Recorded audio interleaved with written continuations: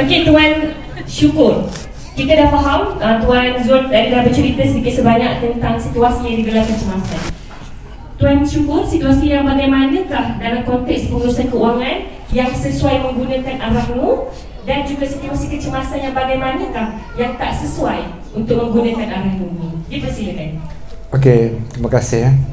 Tahniah kepada Tuan Muhammad Zulkifli sebab dia simpan emas dia tak pernah fikir nak jual. Itu adalah satu kesetiaan yang sangat tinggi. Sebab tu mereka bahagia. Tahniah korang. Okey. Saya nak cerita pengalaman ibu saya, mak saya ni yang hobinya membeli emas, barang kemas, dan lepas tu barang kemas dia jadi banyak, kaya daripada bapa saya. Dari dalam situasi macam manakah ibu saya menggunakan emas? Dia gadaikan emas. Ibu saya suri rumah, pendidikan tertinggi tingkatan 5. Jadi mak saya ni orang yang biasa-biasa, tetapi emas menyebabkan mak saya boleh dapat something yang luar biasa. Mak saya membeli tanah pusaka datuk dia. Datuk bila meninggal, tanah tu jatuh kepada bapa. Jadi bapa ni bila meninggal jatuh kepada 9 adik-beradik mak saya. Mak saya anak sulung. Jadi tanah tu di Pulau Langkawi, adik-beradik lain semua tidak berada di Pulau Langkawi. Jadi mak saya cakap, korang juallah bahagian korang ni kepada kakak. Adik-beradik semua setuju. Jadi tanah ni mahal ke murah? Tanah mahal, tuan-tuan. Jadi apa yang mak saya buat, seorang suri rumah, dia pergi ambil rantai leher dia dengan satu buah loket. Buah loket tu 10 dinar. Rantai ni lebih kurang 100 gram lebih. Mak saya kata dulu buah loket ni 10 dinar, harga 1000 tahun 90-an. Kemudian rantai ni 100 gram. Mak saya pergi gadai, pergi letak di Aranu. Mak saya tanya berapa boleh dapat. Bank cakap 16,000. Mak saya terkejut. Mak saya ambil separuh je, 8,000. Jadi mak saya ambil duit dan mak saya bayar kepada seorang demi seorang adik-beradik dia. Dan lepas bayar kepada 8 orang adik-beradik tu semua sign, mak saya dapat tanah tersebut, nama dia seorang. Mak saya tidak minta duit kepada saya, tidak minta duit kepada ayah saya, dengan hanya menggunakan emas yang dia beli dulu murah-murah, gadai sekarang nilai semasa mahal, mak saya dapat tanah. Jadi mak saya cerita dengan penuh kegembiraan, seorang suri rumah boleh beli tanah dengan gadai emas, tak minta loan bank, tak minta duit kat mak, dekat anak dan dengan suami dia. Jadi tuan-tuan, ingat satu rahsia emas. Bila kita beli harga murah, bila kita gadai 10-20 tahun lagi, bank akan nilai ikut harga semasa emas, bukan harga kita beli tu. Jadi tuan-tuan akan terkejut. Itu satu rahsia emas. Rahsia emas yang kedua, ini guru saya cakap, saya kena sampaikan kepada tuan-tuan. Guru saya cakap, kita hidup dalam zaman duit kertas, kita dapati duit kertas ni kita makin lama makin miskin. Sebab itu, bila tuan-tuan nak hidup dalam zaman duit kertas, gaji tuan-tuan dibayar dalam bentuk duit kertas, tuan-tuan terpaksa minta gaji increment gaji, betul? Kalau gaji tak naik, susah hati ya. Kenapa tuan-tuan susah hati? Sebab yang lain semua naik, inflasi.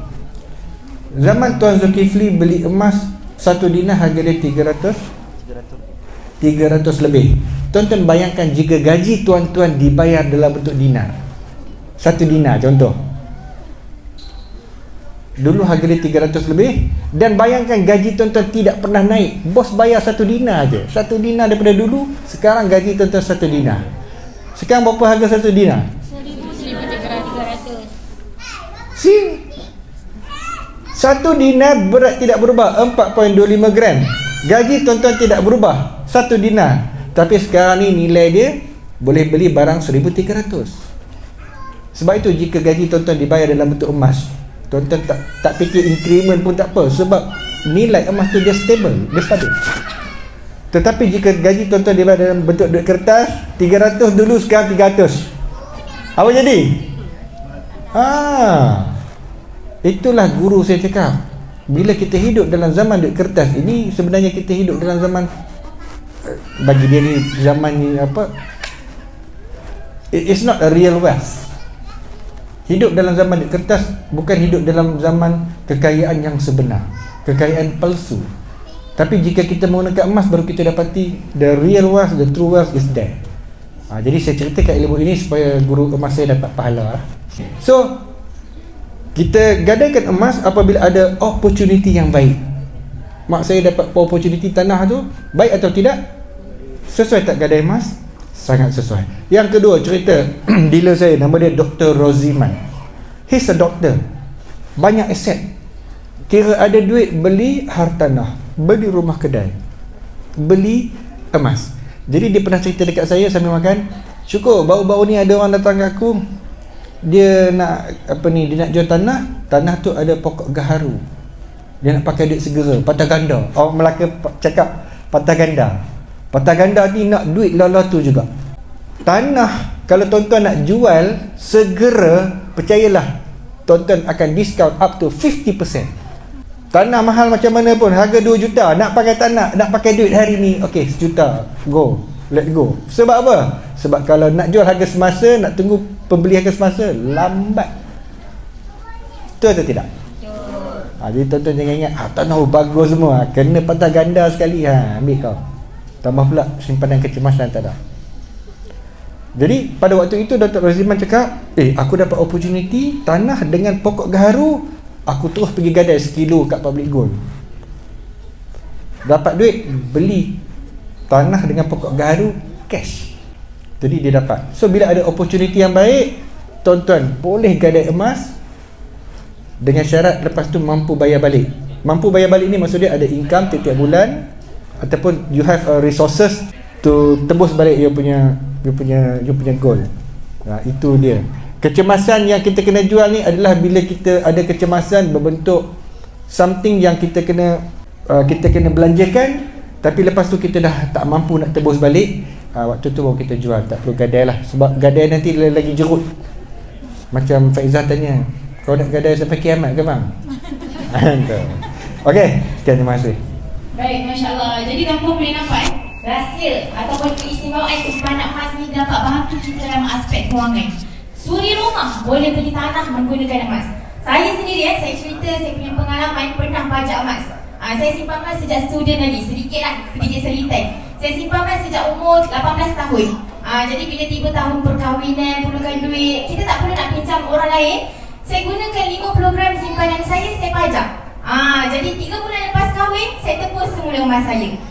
Macam tu. So itu kegunaan simpanan emas. Kalau kita rasa kita mampu tebus balik emas yang kita pajak tu, jadi boleh guna untuk pajak.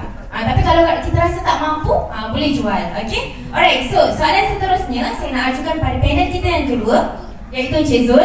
Baik Encik Zul, macam Kak Faiz cakap tadi, ada certain masyarakat dia anggap arwah ni dapat memberikan keuntungan. Jadi adakah betul dengan membuat arwah ni boleh menjadikan kita untung? Berdasarkan pendapat sesetengah masyarakat. Okey, bagus soalan tu. Betul, Arahnu boleh menjadikan kita untung. Arahnu ni satu bisnes yang sangat bagus.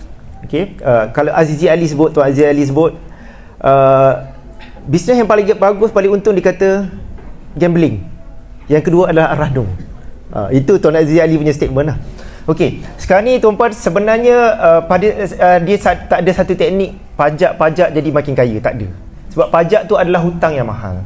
Yang jadi kaya ajar orang pajak ni adalah ejen-ejen emas. Daripada dulu lagi tuan-puan, saya perhati ejen-ejen emas suka sangat guna Arahnu. Dia kata sebenarnya misleading lah. Dengan bajet 100 gram kita boleh dapat 300 gram. Tapi 300 gram tu duduk dalam Arahnu. Dia ajar macam mana nak pajak, macam mana nak tembus, dia tak ajar.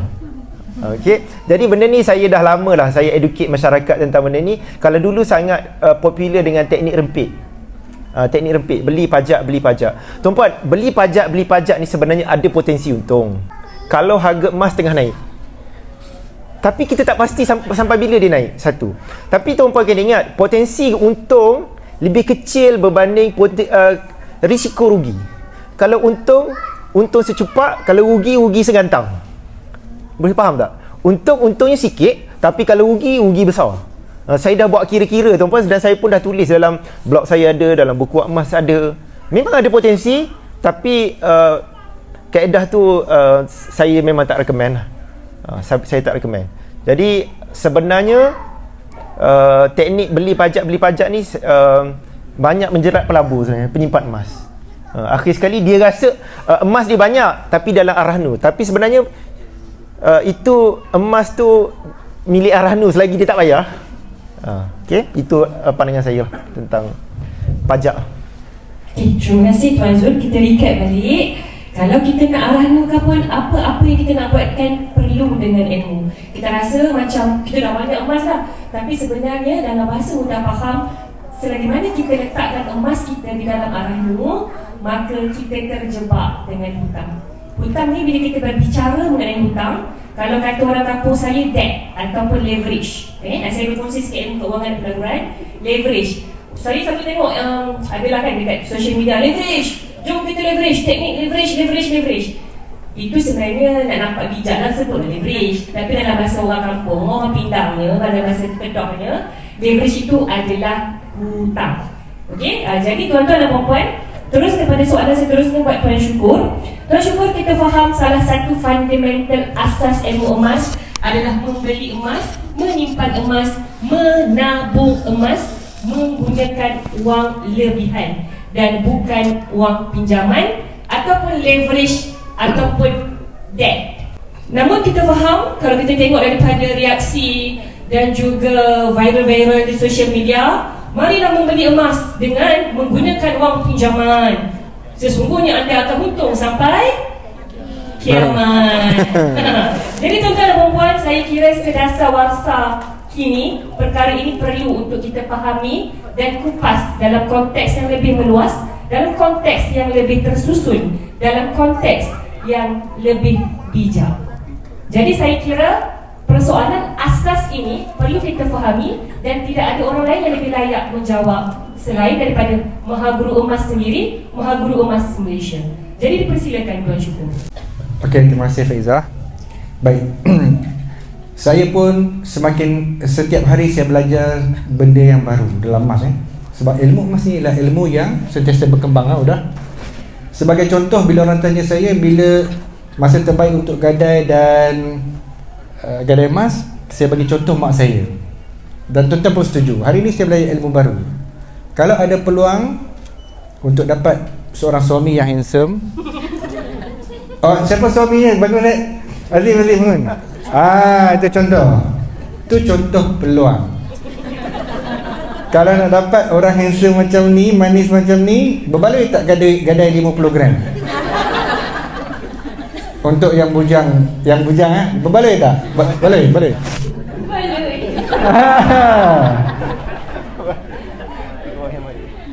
Jadi saya belajar ilmu baru. Saya tak boleh cerita sebab saya tak buat benda tu. Tapi Odah buat. Jadi terima kasih Odah. I learn a new story. Jadi untuk yang bujang-bujang, simpanlah emas 50 gram, 100 gram. Bila datang peluang bakal suami handsome, gadai, dapatkan dia. Okey, berbalik kepada soalan Faizah tadi. Tuan-tuan kena tulis benda ni. Untuk orang biasa penyimpan emas dan pelabur emas, tuan-tuan akan untung dengan emas dalam dua perkara. Tulis benda ni. Yang pertama, jika emas anda bertambah banyak. Yang kedua, jika harga emas semakin naik. Dalam dua situasi ini anda akan untung, anda boleh kaya. Ini sifir orang penyimpan dan pelabur, bukan sifir peniaga emas. Jadi teknik yang Faizah bagi tahu tadi, leverage ni adalah menggandakan emas secara pinjaman. Tuan-tuan, teknik ini membolehkan anda akan mendapat emas yang lebih banyak. Satu, banyak emas. So syarat pertama untuk untung sudah dipenuhi. Syarat kedua adalah harga semakin naik. Syarat yang kedua ini belum tentu lagi. Jeng. Jadi kalau orang cakap, oh leverage dah dapat emas yang banyak dah untung. Tak, itu baru 1/2 syarat. Kalau kena timing harga emas jatuh, macam mana? Jom. Ada suara lantar. Jang. Tuan-tuan, bila harga emas jatuh, syarat yang kedua untuk untung sudah tidak dipenuhi dan dia berisiko untuk rugi apabila ada kos tertentu kita panggil cost of holding the gold. Bila kita pinjam, agak-agak orang bagi pinjam free lah? Tak, dia mesti ada kos pinjaman. Jadi orang yang bagi pinjaman tu dah confirm lah untung. Harga emas naik ke turun ke, yang bagi pinjaman dah confirm untung. Arhanu, tuan-tuan pergi gadai emas, harga emas naik ke jatuh ke, dia dah untung dekat upah simpan. Sama juga dengan game. Mana-mana company yang suruh tuan-tuan leverage dapat emas banyak ni, dia dah confirm untung, tuan-tuan belum tentu untung. Dan tuan-tuan boleh rugi. Dan tuan-tuan boleh rugi besar. Jadi untuk investment, dia ada dua side, untung dan rugi. Jadi kalau dealer-dealer emas ni cakap untung, ambil kasut, balinglah kepala dia. Kalau rasa marah, ambil 12, baling 12 kasut. Pasal apa? Pasal investment dia ada untung dan rugi. You jangan declare sebelah sahaja. Jadi kalau you declare sebelah saja, mulalah orang datang dengan pemahaman yang salah dan dia akan argue dengan kita. Tak, dealer ni kata untung. Dia kata mampu tak nak dengar cakap kita. So tuan-tuan, investment dia mesti ada dua side, untung dan juga rugi. Emas yang banyak tidak menjamin tuan-tuan untung sebab nak uji ni. Kalau lecturer ni dia panggil quiz, ni nak pergi quiz ni. Emas tuan-tuan yang banyak belum menjamin tuan-tuan untung bila harga dia jatuh. Sebab itu dia kena ada ilmu. Dan saya menarik saya nak cerita sikit pengalaman yang Tuan Muhammad Zulkifli share tadi. Dealer-dealer emas dulu ni tuan-tuan, dia selalu buat ajaran sesat, ajaran yang salah. Dulu selalu ada. Sebagai contoh, katakan emas ini bernilai RM10,000, RM10,000. Ada dealer emas yang cakap, tuan-tuan boleh beli emas RM10,000 dengan bermodalkan hanya RM4,000. Jeng. Menarik tak? Tuan-tuan rasa, ya ke?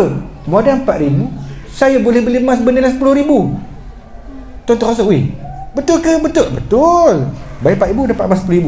Itu yang betul. Yang dia tak cerita tu adalah dia bawa emas RM10,000 tu, dia pergi gadai di Arhanu atas nama tuan-tuan yang beli tu. Contohnya nama Sharifah Ainatul Nadrah, contoh. Gadai atas nama Sharifah Ainatul Nadrah, RM10,000 punya emas. Arhanu bagilah pinjaman, let's say lah 60%, RM6,000. So penjual emas tu saya ambil lah RM6,000. Dia bayar kat saya RM4,000 kan? Saya dapat tak RM10,000? Penjual emas dah dapat RM10,000. Nadrah dapat tak emas bernilai RM10,000? Dapat. Dia dapat. Tapi emas tu adalah Arhanu, yang mana hutang dengan Arhanu RM6,000. Jadi boleh tak dia pegang emas fizikal tersebut? Tak boleh, melainkan dia bayar RM6,000 dekat Arhanu campur. Okey tuan-tuan dah tera lah, saya boleh balik lah. Campur upah simpan. Betul. So tuan-tuan, that's why dengan ilmu dia boleh menyelamatkan tuan-tuan sebenarnya. Tak ada ilmu, bila cakap macam ni sikit, tuan-tuan terpedaya. Dah, sekian, terima kasih. Okey, baik. Terima kasih Encik Syukur atas jawapannya. Jadi dekat sini kita dapat faham bahawa bila kita simpan emas, pentingnya ada ilmu. Bukan sahaja ilmunya penentu untung dan rugi, tapi ilmu juga dapat selamatkan kita daripada apa? Rugi. Daripada syarikat-syarikat yang bertopengkan emas. Ya, betul. Saya nak cerita ya, baru-baru ni saya dapat call dari seorang suami dapat call. Dia mengadu isteri dia terlibat dengan syarikat emas. Katanya emas tu bagi pulangan dividen setiap bulan.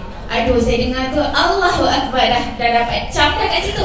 Okey, lepas tu dia kata apa? Isteri dia buat apa? Isteri dia buat loan pula untuk join syarikat emas tu. Nah, beli emas 30 gram, buat loan dengan apa? Dengan alung pula. Allahu Akbar, saya dengar tu saya tak tahu nak cakap macam mana. Saya bukannya banyak duit nak bagi duit. Jadi nak kata dekat sini, dari dulu sehingga sekarang, masyarakat kita masih lagi terpedaya dengan skema emas, dengan syarikat-syarikat yang bertopengkan emas. Padahal skema yang tanpa belas kasihan ambil duit daripada masyarakat kita. Jadi dekat sini saya nak bertanyakan kepada panel kita yang kedua, Encik Zul, macam mana, bagaimana caranya untuk kita mengenal pasti skema-skema emas ni? Mungkin ada tips-tips ataupun poin ciri-ciri yang kita boleh tahu yang boleh Cik Zul kongsikan pada penonton yang hadir pada hari ini. Silakan Cik Zul. Okey, menarik soalan tu. Macam mana nak kenal scammer tuan-puan? Saya ni antara nama yang sangat tak disukai oleh Tok Belagak lah, sebagaimana Cik Syukur sebut dalam event orang tadi lah. Sebab saya tak pinpoint mana-mana nama, tapi saya sentiasa kedepankan apa prinsip yang kita kena hati-hati supaya kita tak tertipu dengan scammer-scammer. Ada beberapa perkara tuan-puan, tapi saya nak highlight 2 perkara saja. Pertama sekali tuan-puan, emas tidak ada pendapatan. Dividen macam Odah sebut tadi, dividen. Kalau sebut emas ada dividen, itu semua scam. Angkat kaki, lari cepat-cepat. Ini pengalaman saya 13 tahun. Apa company pun kalau dikata beli emas boleh ada pendapatan, tinggalkan. Yang pertama. Yang kedua ialah tuan-puan, beli emas mesti dapat emas. Ada uang, ada barang. Serahkan uang, duit, tuan-puan boleh dapat emas tu. Soalnya emas tu tuan-puan nak simpan dalam safe box ke, nak simpan dekat mana, itu terpulang. Jadi beli emas mesti dapat emas. Ini prinsip yang tuan-puan kena pegang. Company mana pun, siapa pun yang buat, beli emas mesti dapat emas. Kalau tak dapat emas, sama ada dia scammer ataupun mungkin ada masalah dengan syariah. Kalau institusi kewangan yang approve by bank negara, dia mungkin ada masalah di sudut syariah. Okey, jadi beli emas mesti dapat emas. Kalau tuan-puan pegang pada 2 prinsip ni, tuan-puan tak akan join mana-mana skim pelaburan emas yang skim pelaburan emas, skim cepat kaya bertopeng kat emas. Okey, jadi prinsip beli emas dapat emas ni, kalau saya sebut orang tu marah, ejen tu marah, saya dah tahu dah apa yang benda dia buat, mesti ada something wrong. Beli emas mesti dapat emas. Okey, orang akan tanya pula, gap macam mana? Tuan-puan kena ingat, Public Gold buat gap ni bukan supaya tuan-puan simpan emas dalam akaun gap. Public Gold buat gap memudahkan tuan-puan dapat emas fizikal. Founder Public Gold dan Datin dia dan isteri dia bincang dengan kita. Kebimbangan dia ialah orang simpan dalam akaun gap tak nak keluarkan emas. Sampai kita terfikir nak kena charge ke supaya orang keluarkan. Sebab tu Public Gold keluarkan banyak design supaya tuan-puan keluarkan. Jadi gap dibuat supaya kita beli emas dengan cara yang paling mudah. Tak cukup duit, ada RM100, masuk dulu. Cukup gram, keluarkan. Nak beli item 100 gram, alah modal baru ada 10 gram, beli dulu 10 gram. Cukup 100 gram dalam akaun gap, keluarkan. Nak beli 1 kilo pun boleh. Tapi kalau kita tak ada akaun gap, tuan-puan nak beli nak keluarkan, nak beli gold bar 1 kilo memang mungkin susah. 100 gram mungkin susah. Sebab kita bukan ada duit selonggok terus banyak. Okey, gap adalah untuk memudahkan kita dapat emas fizikal. Okey.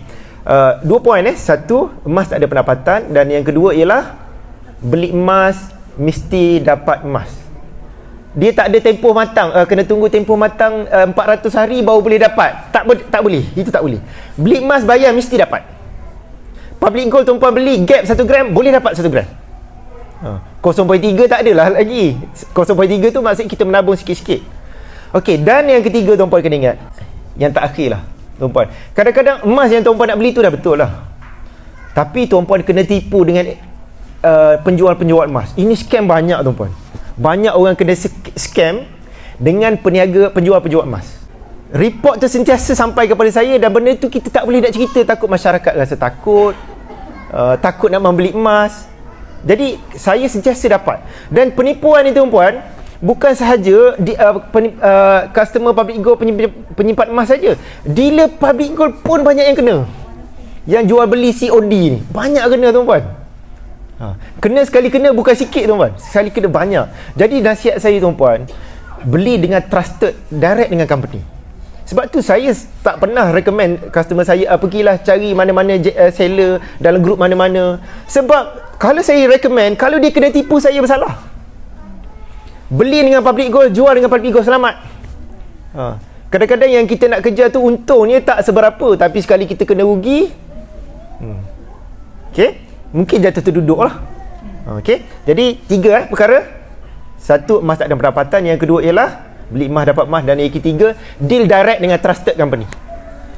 Tuan-puan akan selamat daripada scam emas. Itu saja. Okey tuan-tuan dan puan-puan, saya recap sikit ilmu emas. Hati-hati dengan scammer. Scammer ni datang dalam silih berganti. Silih berganti. Cara-cara nak kenal scammer senang je tuan-puan. Scammer ni tak buat live tuan-puan. Dia tak ada buat live. Kalau scammer buat live tu, saya rasa tu memang tak. Kalau yang buat live ni contoh macam kami yang kat depan ni kan. Scammer tu satu lagi muka dia memang hauk lah. Cuba tu tak tempat kat depan ni. Dia hauk sangat, betul tak? Kenapa gelak hauk tu? Risau kita. Penat make up ni tau. Kalau buka mungkin lah, kalau tangan mungkin lah hauk tu. Tapi make up ni, tolonglah kata tak hauk. Boleh? Ke Tuan Zul ni okey tak? Muka ni handsome tak? Ternyata bukan scammer. Tuan Syukur? Macho. Cik Jun, Tuan Syukur macho tak? Hancur.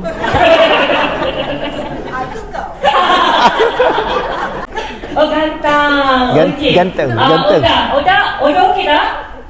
Okey lah, tapi dah kahwin. Jadi sebab tu perempuan nak membawa maksud, scammer ni tuan-puan dia tak berani untuk berdepan dan juga buat live berkongsi ilmu yang betul.